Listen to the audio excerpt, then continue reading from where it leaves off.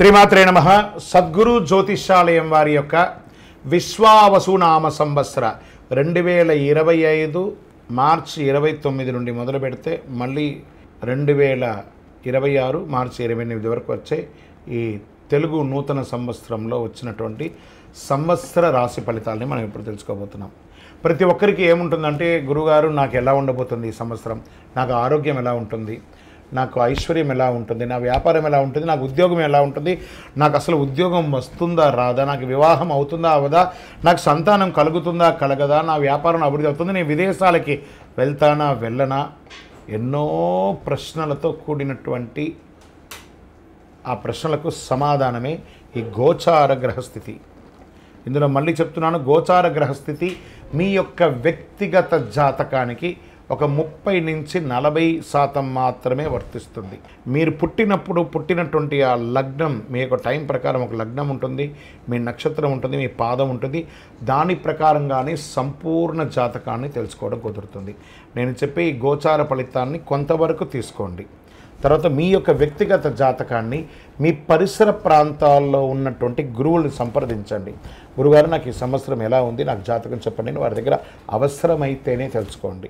మళ్ళీ చెప్తున్నాను, ప్రతి దాంట్లోనూ ప్రతి ఎపిసోడ్లోనూ నేను చెప్తూ ఉంటాను, జాతకం పడుతున్న వర్షానికి ఒక గొడుగు మాత్రమే, కానీ జాతకం జీవితం కాదు.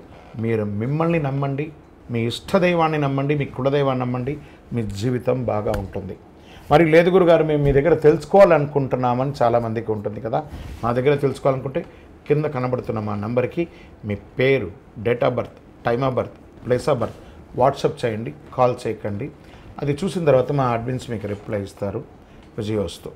మిథున రాశి వారికి మృగశిర నక్షత్రం 3, 4 పాదములు, ఆరుద్ర నక్షత్రం, పునర్వసు నక్షత్రం 1, 2, 3 పాదాలు జన్మించిన మీరు మిథున రాశి వారిగా పరిగణించబడుతున్నారు. ఈ విశ్వావసునామ సంవత్సరం మీకు శుభాశుభ ఫలితాలు ఎలా ఉన్నాయంటే, ఈ సంవత్సరం శని భాగ్య రాజ్య రాశులతో సంచరించడం వలన అనుకూలుడు కాకపోవచ్చు.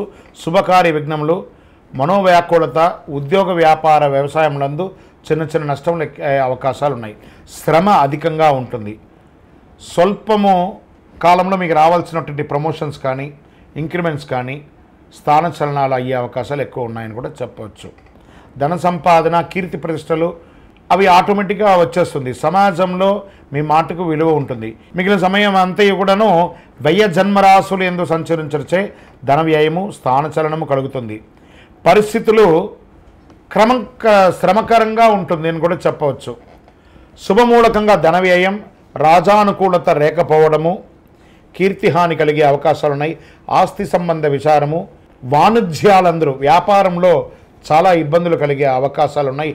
మ్యానుఫ్యాక్చరింగ్ యూనిట్లో ఉన్న వాళ్ళకి మిశ్రమంగా ఉంటుంది.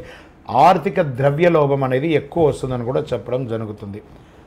మీ యొక్క విలువైనటువంటి వస్తువులు కూడా మిస్ప్లేస్ అయ్యే అవకాశాలు కూడా ఉన్నాయి. ఒక శస్త్రచికిత్స ఆరోగ్యపరంగా జరిగే అవకాశాలు ఉన్నాయి. వాహనం నడిపేటప్పుడు జాగ్రత్తగా ఉండండి. విద్యార్థులకి చాలా ప్రోత్సాహకాలంగా ఉంటుందని కూడా చెప్పచ్చు. ఆషాఢ కార్తీకముల యందు కొంత కార్యానుకూలతగా ఉంటుంది. శ్రావణ భాద్రపద మాఘమాసముల యందు చాలా జాగ్రత్తగా ఉండాలి.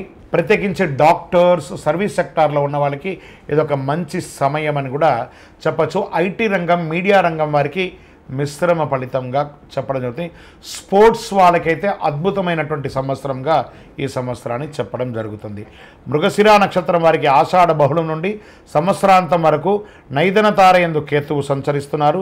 ఆరుద్ర నక్షత్రం వారికి మార్గ శుక్లం నుండి జన్మతార యందు రాహువు, ఆషాఢ బహుళం నుండి నైదన తార యందు కేతు సంచరిస్తున్నారు.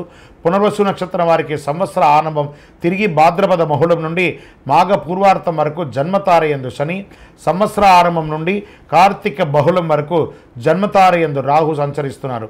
మొత్తం మీద మీరు ఈ సంవత్సరము మిశ్రమ ఫలితంగా కూడా మీరు చూసుకోవచ్చని కూడా చెప్పడం జరుగుతుంది.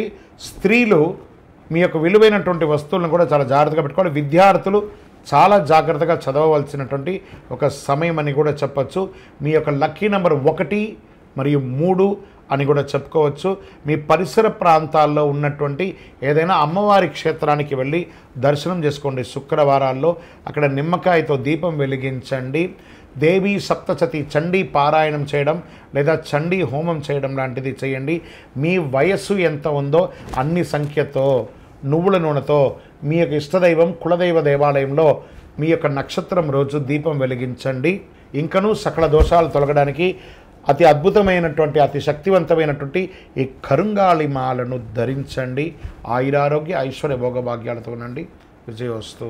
ద్వాదశ రాశుల్లో ఉన్నటువంటి మీరు ఆయురారోగ్య ఐశ్వర్య భోగభాగ్యాలతో ఉండాలని అఖిలాండ కోటి బ్రహ్మాండ నాయకుడు శ్రీ ధర్మశాస్త్ర అయ్యప్ప స్వామి వారిని సదా సర్వావస్థలందు మీకోసం మీ క్షేమం కోసం ప్రార్థన చేస్తున్నాం. మీరు తిరుపతికి వచ్చినప్పుడు మన అయ్యప్ప స్వామి వారి 18 అవతారముల దేవాలయం జీవకోన తిరుపతిలో ఉంటుంది. రైల్వే స్టేషన్ నుండి బస్టాండ్ నుండి 3 కిలోమీటర్ల దూరంలో.